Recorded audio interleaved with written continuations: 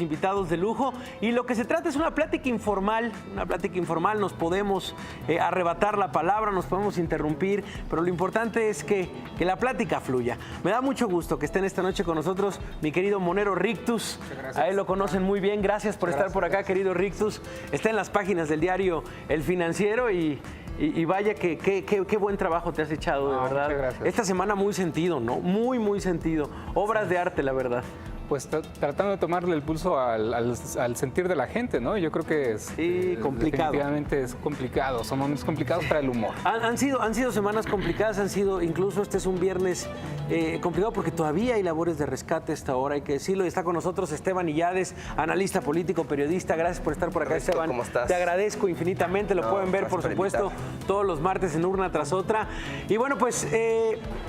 el tema, ¿qué otro? Vamos a hablar, por supuesto, 10 días después del 19 de septiembre, de este sismo de magnitud 7.1 que cambia la vida, la dinámica de la ciudad y la dinámica también de algunos estados, municipios. Vamos a hablar de cómo lo vemos aquí en la ciudad, pero también de cómo se vive el sismo en la pobreza extrema. Son dos caras totalmente distintas. Así empezamos.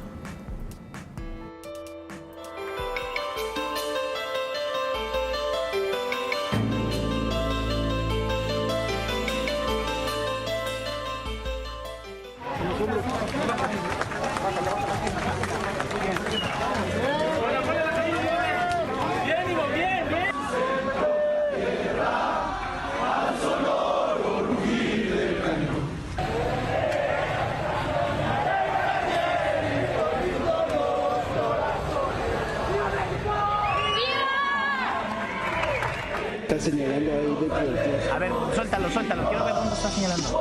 En el closet. Pasando. Ahí donde estoy señalando. Este perro es un chingo.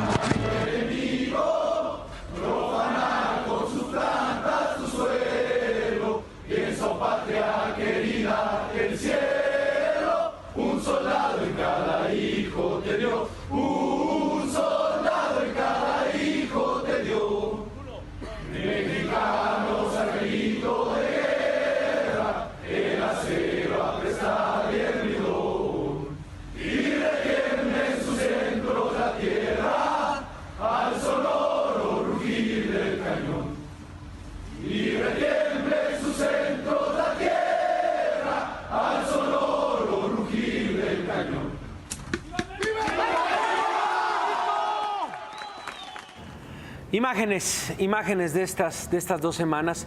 Y bueno, pues empecemos tal vez con el lado personal. ¿Dónde estaban? Me parece que la verdad es que hemos tenido tal vez el tiempo de platicar en corto, pero por lo menos hemos estado, yo los he seguido en redes, pendientes de lo que sucede en los albergues, pendientes de las necesidades en distintos puntos. Por supuesto, pues haciendo una labor también solidaria. Y como que no hemos tenido incluso este tiempo, esta hora, como para poder digerir o platicar. Le preguntaba a Miguel Ángel Mancera ayer porque me decía que se le había movido el piso. Miguel Ángel Mancera, le dije, bueno, pues eso en sentido literal o en sentido de verdad figurado. Bueno, pues, y le preguntaba si había ido al psicólogo ya, y me decía, no, pues no he tenido tiempo, he meditado yo solo. Y bueno, pues partamos de eso, de la visión personal. ¿Dónde estabas, Esteban? ¿Cómo estuvo el temblor? Bueno, ¿Cómo lo viviste? Yo soy editor de la revista Nexos, estamos ¿Sí? en Avenida Mazatlán, estamos en el corazón de la Condesa. Entonces, pues yo estaba en el 3er piso de nuestras oficinas. Y pues acaba de pasar que una hora y media del simulacro, y entonces de repente se empezó a mover todo, no sonó la alarma empezó a sonar ya que estábamos como a la mitad, ¿no? Entonces salimos de la oficina, pues como pudimos, llegamos al camellón, la oficina tuvo problemas en el 85, pero ya estaba reforzada, y pues en el camellón vimos un montón de gente y de repente nada más empezamos a ver como polvo en el aire. O sea, si volteabas más hacia Cuautla, hacia pues, la parte de la Condesa que pues, ahora resultó más afectada, pues empezabas a ver polvo, empezabas a escuchar tronidos, entonces sabías que había algo distinto al temblor justo al de 8.2. Sí, 8.2. De 8.2 de semanas antes, ¿no? O sea, se sintió distinto y sí veías ya los efectos de inmediato. Híjole. ¿Dónde estabas tú, Rictus? Parafraseando a Chicoche, ¿no? ¿Dónde te agarró el temblor? En la zona de la colonia Nápoles. Realmente a un nivel, digamos, muy cerca del suelo, a 2 plantas, pero donde estoy ahí ahorita refugiado en esa colonia, Pero ahí no sé, sí se sintió muy violento, no se sintió tanto, pero como incluso he visto a través de las imágenes que he visto en internet, pero caminamos inmediatamente hacia la Colonia del Valle, donde está el departamento de mi suegrita. Entonces, sí, empezamos a ver ya un poquito de los rasgos de la destrucción que en esa zona sucedió, ¿no? Que... Me comentabas algo súper interesante, que terminando el temblor, lo que dice Rictus, lo que comenta es como, bueno, por lo menos no fue como el del 85. O sea, como a simple vista dices, tal vez no fue tan fuerte. Sin embargo, bueno, pues evidentemente tomas el teléfono, le das un scroll a Twitter y dices, no, esto sí me rebasó. Exactamente. O sea, sí. Yo creo que justamente uno de los primeros rasgos es eso. Vimos mucha gente caminando en la calle, Insurgentes inmediatamente colapsó ahí a la altura del World Trade Center, pero toda la gente con el celular en la mano, ¿no? Y pues evidentemente en esta ocasión no era para subir ningún meme, ¿no? No, no. El humor se colapsó también. También se colapsó el humor. Oye, qué difícil, ¿eh? Digo, la verdad es que ahorita vamos a entrar con el tema de la solidaridad, con el tema de cómo llega y cómo despierta, pero a mí me parece que desde tu trinchera, que tú eres un caricaturista político, en donde, bueno, la mayoría de tus cartones pues tienen una dosis importante de humor, pues ¿cómo enfrentaste estas 2 semanas? Pues justamente yo creo que parte de la labor de reconstruirnos emocionalmente, pues ahí juega un papel importante el humor. No podemos dejarlo de lado, ¿no? Pero también, digo, hay que tomar en cuenta los temas serios que están ahí. Y sí, creo que sí es necesario poder llegar incluso a reírnos de nuestra situación como un mecanismo de defensa, para lo cual sirve el humor. Pero por otro lado, no podemos dejar que los que rían al final pues sean... por ejemplo, quienes están involucrados en casos de corrupción. Sí, que poco a poco, ¿no? ¿Cuántas aristas de lo sucedido? Sí, pero no me señalen a mí cuando digan casos de corrupción. No, como diciendo... Sí, claro, es que dice, bueno, por supuesto, los casos de corrupción, sí, exacto. Que ha evidenciado, hay que decirlo, que ha evidenciado los casos de corrupción. Que también has documentado. Con el perfil periodístico. Pero a ver, por supuesto, insisto, yo creo que es interesante esta mesa porque al final los tres somos jóvenes, los tres habíamos escuchado alguna vez de esta solidaridad, de esta ciudad despierta, de esta conciencia y sociedad civil, pero ya estábamos en un nivel de espiral de desconfianza terrible. Claro. O sea, terrible. Entonces, vaya, la verdad es que les pido tal vez, o te pido a ti, Esteban, ¿vuelves a confiar una vez? ¿Dejaste de confiar en tu generación? ¿O reafirmas el tema de los tuyos, de la gente que está a tu lado? Pues es que eso es bien interesante, la verdad. O sea, lo que había antes del temblor, según los datos más recientes, 85% de la gente pensaba que el país iba en la dirección equivocada, ¿no? O sea, el país en general. Y ahora con esto, pues sí sale una generación, salen los millennials, las redes sociales sobre todo, que pues, a ti y a mí nos gusta platicar de eso. O sea, en las redes se documentó todo desde un inicio, tuvimos estas cosas como de verificado, de voluntarios, etcétera. Entonces, como que sí se empezaron a organizar y empezaron a hacer cosas que antes gente como, por ejemplo, Antonio Lavalón, que acusaba de apáticos a los millennials, se empezaron a levantar, ¿no? Pero también está el otro lado, que es, había gente que decía, bueno, se están felicitando demasiado los millennials también, ¿no? O sea, ellos ayudaron a levantar la ciudad, ayudaron a levantar pues todas las zonas alrededor, fueron, donaron, etcétera, pero ahora todo es sobre ellos, ¿no? Se están felicitando por haber levantado, se están felicitando por haber ayudado y por haber tomado la ciudad, ¿no? Entonces, sí hay un ánimo entre los jóvenes de que ellos están tomando las riendas, pero también hay una división de eso con la clase, pues con los adultos, digamos, por llamarlos de alguna manera, que ven esto como tal vez excesivo, ¿no? Sí, bueno, la verdad es que yo por lo menos creo que sí nos quitamos algunos, hay que decirlo, no se puede generalizar, pero como un poquito la máscara de la desconfianza. No sé cuánto dure esto, habrá que preguntarlo a las generaciones de arriba, si este ímpetu permanece. Por lo menos lo que tenemos entendido es que después del 85 surgen liderazgos sociales importantes, se da una digestión, incluso se digiere un poco el tema del 88 y se gesta después de lo que sucede en el 85 y digo, tú como caricaturista político, ¿ves un cambio, por ejemplo, para lo que viene, para el 2018? ¿Crees que es determinante lo que acaba de pasar en la Ciudad de México, en los estados como Puebla, como Morelos? Yo creo que lo va a hacer, sin duda lo va a hacer, tiene que serlo, ¿no? Esto no puede pasar inadvertido ni para la clase política ni para los ciudadanos.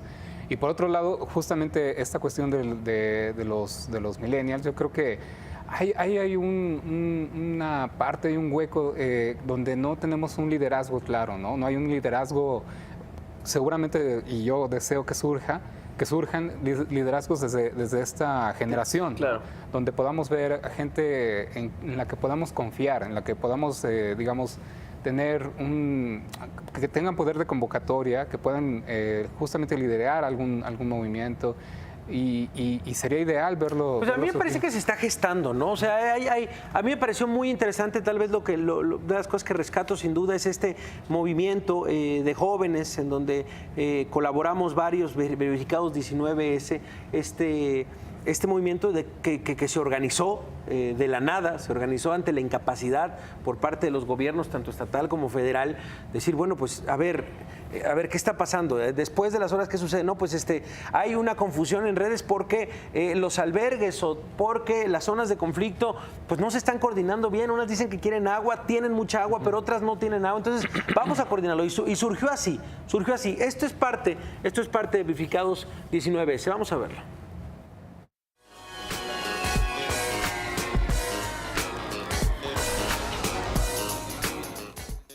Verificado 19S nació después del terremoto como una plataforma de la sociedad civil para verificar la información sobre daños, albergues y centros de acopio, mapear en tiempo real estos daños, hacer llamados precisos sobre las necesidades en centros de acopio y zonas de derrumbe, ayudar en labores de logística uniendo medios de transporte con donaciones y zonas con necesidades.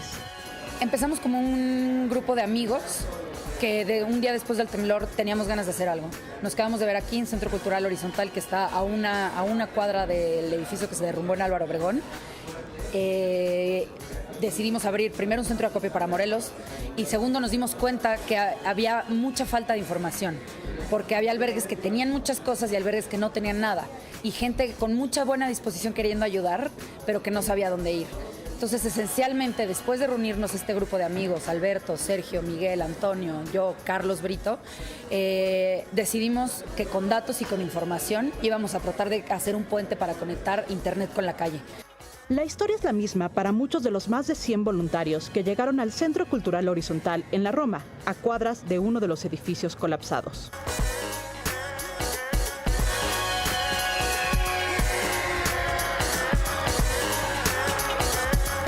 Si tienes algún skill en alguna emergencia como esta, yo pensaba que mi único skill posible era salir a ayudar y dar despensa y donar e ir a todos lados, y creo que eso no es lo mejor que hago. Yo soy chiquita, entonces no puedo cargar como cosas o no sé. Creo que lo mejor que hago es esto, como hacer como análisis de datos y demás, y también con eso se puede aportar, entonces que cada quien aporte su mejor skill para ayudar. Llegué el miércoles, de hecho el martes intenté salir y ayudar en la calle, pero me di cuenta, uno, que había muchísima gente y no era fácil brindar ayuda, y afortunadamente me habló Miguel porque es el único campo donde yo sabía que podía ayudar mucho, y me pareció más sensato, en lugar de estar saliendo a la calle a buscar dónde ayudar con manos o con pasajes o lo que fuera, venir aquí a intentar levantar información y sobre todo la homologación y condensación de todos los datos que hay allá afuera para que tuvieran cierto sentido. Las redes ahí están, tenemos el internet que nos ayuda a usar esas redes, pero las redes son algo más que la tecnología, y usar esas redes sirve para hacer cosas importantes, buenas, que necesitamos. Pese a la tragedia, los colectivos que se han unido ven la oportunidad de cambio, que del desastre nazca una sociedad más fuerte. El gobierno, una vez más, no puede lidiar con una crisis de este tamaño, y entonces definitivamente creo que quedarán redes a futuro, vínculos a futuro que van a poder activarse, no solo en casos de emergencia, sino activarse de forma política, frente al gobierno y frente a nosotros como sociedad civil. Bueno, ahí está. Es esta generación de la que hablamos, esta generación de la que decimos que, bueno, es resultado de de una reacción nula por parte de las autoridades. Y te pregunto eso, Esteban, ¿cómo viste o cómo has visto 10 días después la reacción tal vez del gobierno de la ciudad, del gobierno federal? ¿Cómo la calificarías? Tal vez la referencia es del 85, que es abismalmente distinta, pero esta ¿qué te la has visto? Pues siendo honestos, pues un desastre, yo creo. O sea, digo, sí se nota y yo soy muy crítico de los gobiernos en general, pero creo que he visto mejor al gobierno federal que al gobierno local. En todos los centros que coordinó el gobierno federal, en los lugares de rescate, en los derrumbes, se movían las cosas más rápido. Álvaro Obregón 286, que está siendo coordinado por el gobierno de la Ciudad de México, pues siguen en tareas de rescate porque ha sido todo muy, muy confuso, ¿no? O sea, ves gente pidiendo cosas tan básicas como AAA para que lleguen ahí y no hay manera de que el gobierno ayude, ¿no? A mí en mi caso personal me llamó mucha atención ayer, tuiteé algo sobre Miguel Ángel Mancera, o sea, lo tuiteé tal cual, una foto en la que estaban presentando el sistema de donación para reconstrucción, y entonces pues estaba la hojita, decía Miguel Ángel Mancera y traía $1,000 donados, ¿no? Y dije, qué raro, ¿no? Entonces lo señalé, lo tuiteé y para la noche ya tenía un mensaje del gobierno de la Ciudad de México en mi celular diciéndome, oye, te queremos aclarar que no es así, ¿no? O sea, se movieron así para aclararme algo, encontraron mi celular, lo cual me llamó mucho la atención porque yo nunca se los había dado, pero para una lona, un AAA, lo que quieras, para eso sí, no se han movido absolutamente nada, ¿no? Entonces ahí tienes a la sociedad civil exigiendo por todos lados y ahora con la respuesta todavía peor, con el Atlas de Riesgo, por ejemplo, que no es público, hoy que nos enteramos que en la Secretaría de Desarrollo Urbano y Vivienda, por ejemplo, está caído el sistema, no puedes ver a los directores de obra, no puedes saber quiénes están certificados, todas estas cosas. O sea, sí ha desnudado el temblor a las autoridades locales. Sí. A las autoridades locales, la verdad es que sí nos hemos quitado la máscara de desconfianza entre nosotros, pero sigue, por supuesto, muy puesta frente al gobierno federal. Esta semana ocurrió en redes también un comentario, un tuit, en donde el gobierno federal pedía ayuda para recolectar lápices, para lonas, y la verdad es que yo seguí muy de cerca ahí la polémica de decir, bueno, ¿y está bien que pide el gobierno federal en estas circunstancias o no está bien que lo pide, etcétera? Lo hace a través del DIF. Pero bueno, sigue la máscara de desconfianza. Esto en las instituciones. Rictus, tú desde tal vez una trinchera ciudadana, porque al final sí, evidentemente tienes un ojo para la caricatura política único, pero como desde el lado ciudadano, ¿tú qué has percibido en estas reacciones por parte del gobierno federal y local? Yo creo que desde luego cuando se lanza ese tipo de convocatorias, el gobierno no es infinito en sus recursos, lo sabemos, pero cuando como telón de fondo... Bueno, que parece, ¿no?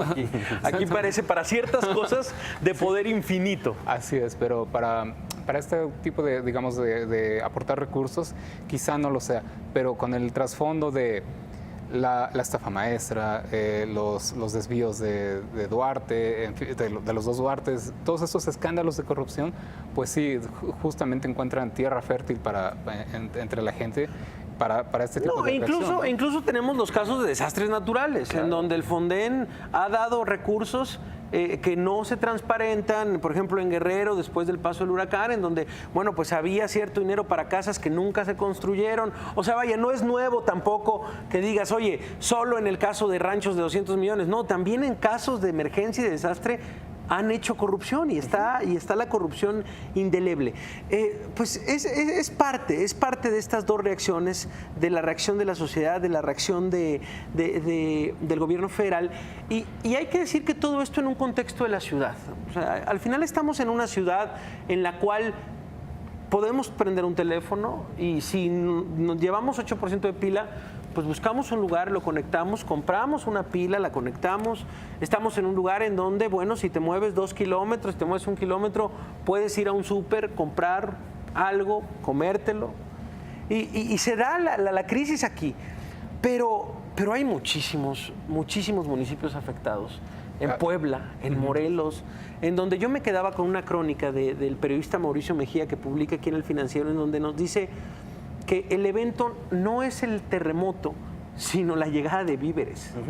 O sea, el evento, la tragedia no los hace más pobres el temblor, o no los hizo más pobres el temblor.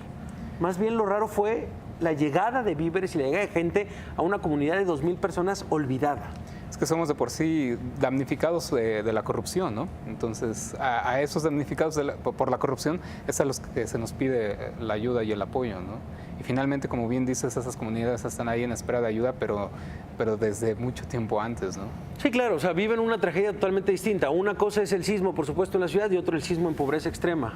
Y el propio sismo de la ciudad, pero en zonas que no son la Roma y la Condesa, ¿no? En San Gregorio, en Xochimilco, por ejemplo, en Tláhuac también, que no hay, en Iztapalapa, las pipas de agua, ¿no? Que han tenido problemas incluso para tener agua, bueno, problemas que tienen desde antes y ahora se acentúan con la falta de agua, ¿no? De lo que decías de no la Ciudad de México, me llamó mucho la atención, Andrés Layú me comentaba, él fue a Tlayacapan en Morelos, sí, y decía que ahí, pues realmente todo lo que estaban llevando, decían, no, es que esto no es por emergencia, esto lo necesitamos del día a día, ¿no? O sea, lo que nos traen ahorita, nos traen pañales, nos traen alimento para bebé, nos traen cosas básicas, eso lo necesitamos, o sea, no es por ahorita, sino tráiganlo porque en verdad no tenemos nada de esto aquí. Claro. Hay un número que ha anunciado el gobierno de la Ciudad de México para apoyar a los damnificados, que son los 3,000 pesos.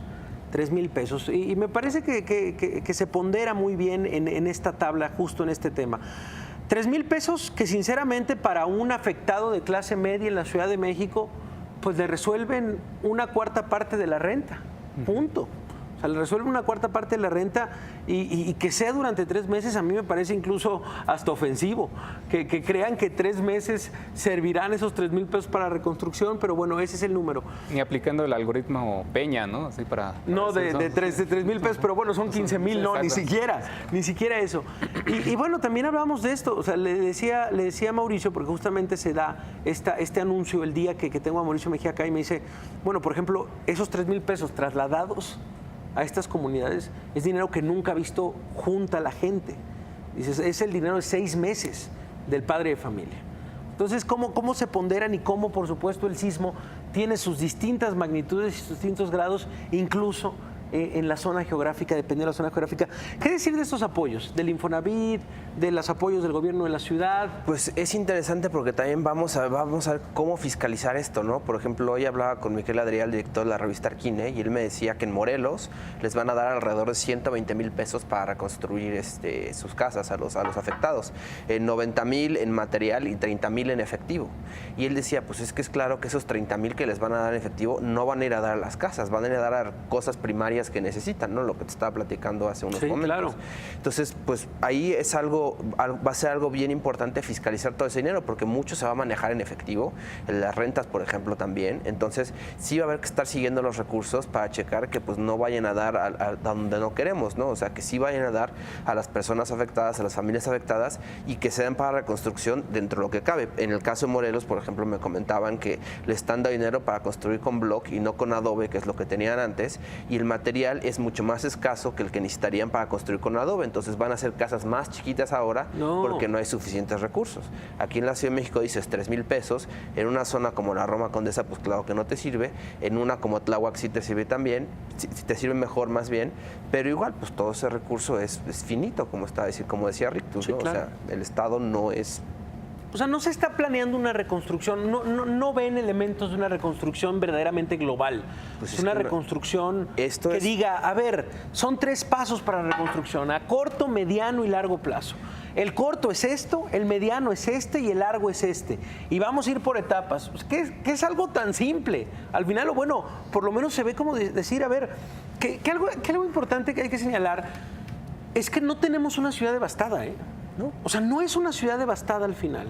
Es una ciudad afectada, sin duda, en ciertas regiones muy identificadas, en 32 zonas de derrumbe, zonas de conflicto, bien determinadas, según el Atlas de riesgo, 500 edificios en el color rojo, que es el color que ha dicho.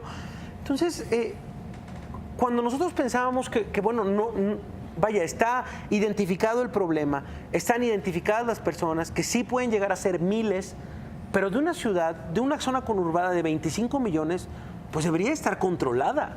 O sea, debería de haber el recurso necesario para decir, a ver, son 32 casos graves. Bueno, de estos 32 casos vamos a aportar tanto en este momento. O sea, es lo que preocupa, ¿no? Al final, o sea, no es el 85, no es una ciudad que está demolida. Sí, yo decía que eran tiempos difíciles para el humor, pero aparentemente el gobierno es quien no ha perdido el humor, ¿no? Eso de decir, 3,000 pesos para una renta, o si comparas el gasto de publicidad del gobierno en los últimos 4 años, si lo comparas con el recurso, el volumen de recursos que se empieza a aportar para la reconstrucción, pues ahí también está como de broma, ¿no? Como de chiste. Sí, no, bueno, vamos a ir a una pausa, rápidamente ya se nos pasó casi medio programa, pero vamos a ir a una pausa, hablamos de esto, de la solidaridad, hablamos de esta reconstrucción, pero también hay que hablar del papel, que bueno, permítanme decirlo, ridículo de los políticos en estas 2 semanas. Vamos a ir a una pausa, seguimos aquí con nuestro querido Rictus, con Esteban Illades, seguimos aquí en La Nota Dura, regresamos.